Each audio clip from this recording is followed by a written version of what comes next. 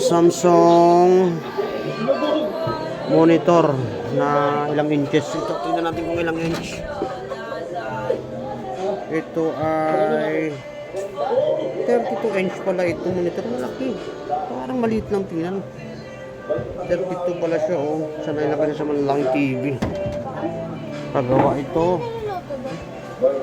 Ang problema nito ay ano, panel issue. Blinking siya, oh.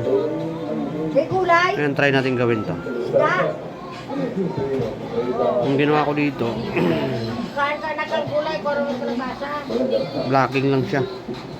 Tapos pag block ko, ang ganda na ang pino na niya. Isang blocking lang. Kaya magandang resolution siguro nito. Ayun siya. Napakalinis.